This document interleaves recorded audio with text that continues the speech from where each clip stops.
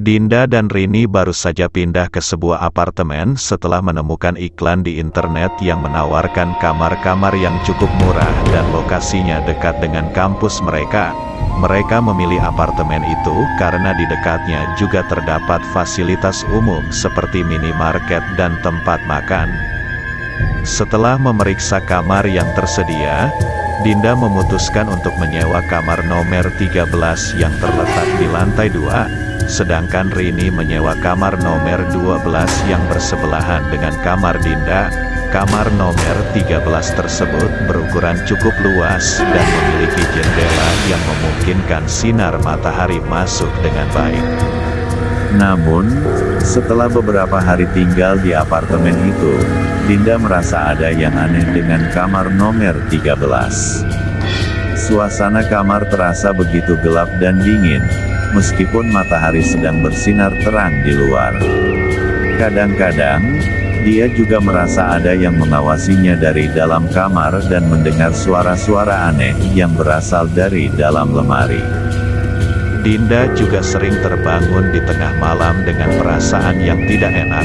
Suasana kamar terasa begitu mencekam dan ia merasa seperti ada yang mengintai dari dalam kamar. Ia sempat mengeluh kepada Rini, tapi teman sekamarnya itu menganggap itu hanya karena Dinda belum terbiasa tinggal di lingkungan baru. Namun, keanehan di kamar nomor 13 semakin menjadi-jadi. Lampu kamar seringkali mati sendiri tanpa sebab yang jelas, dan meskipun Rini mencoba menyalakannya, lampu tetap tidak bisa dinyalakan. Dinda juga sering merasa ada yang menggerakkan barang-barang di dalam kamar tanpa sebab yang jelas. Pada suatu hari, Dinda memutuskan untuk bertanya kepada Ibu Sri, pemilik apartemen, tentang keanehan yang ada di kamar nomor 13. Namun, Ibu Sri hanya tersenyum aneh dan tidak memberikan jawaban yang jelas. Beberapa waktu kemudian, Dinda meminta bantuan teknisi untuk memperbaiki lampu kamar yang selalu mati sendiri.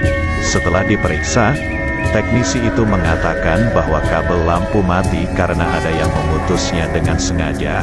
Hal itu membuat Dinda semakin takut dan ingin segera pindah dari kamar nomor 13. Namun, Ibu Sri tidak memberikan respon yang jelas saat Dinda meminta untuk pindah kamar. Bahkan, Ibu Sri hanya tersenyum aneh dan memberikan beberapa kata-kata yang membuat Dinda merasa semakin takut.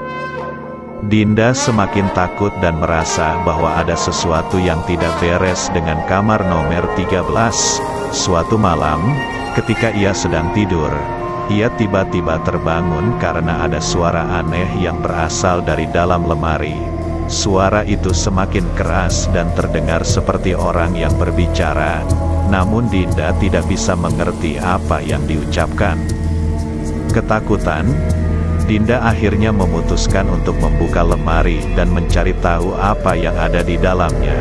Namun, ketika ia membuka pintu lemari, ia kaget melihat sesosok bayangan hitam yang tiba-tiba melompat keluar dari dalam lemari dan menghilang begitu saja.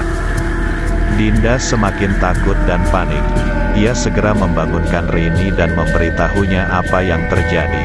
Rini akhirnya setuju untuk mencari tahu apa yang sebenarnya terjadi di kamar nomor 13. Mereka memutuskan untuk memanggil seorang paranormal untuk membantu mereka menyelidiki keanehan yang ada di kamar nomor 13. Setelah melakukan ritual dan penyelidikan, paranormal tersebut menemukan bahwa ternyata kamar nomor 13 pernah dihuni oleh seorang pria yang bunuh diri di dalam kamar tersebut. Sejak saat itu, kamar nomor 13 menjadi angker dan seringkali dihuni oleh sosok-sosok yang tidak bisa dipahami. Paranormal tersebut juga menyarankan agar Dinda dan Rini segera pindah dari kamar nomor 13. Karena kehadiran mereka di sana bisa menjadi target atau mangsa dari energi negatif yang berada di sana. Akhirnya, Dinda dan Rini memutuskan untuk pindah kamar dan meninggalkan kamar nomor 13 yang angker dan menakutkan itu. Mereka merasa lega dan aman setelah meninggalkan kamar tersebut.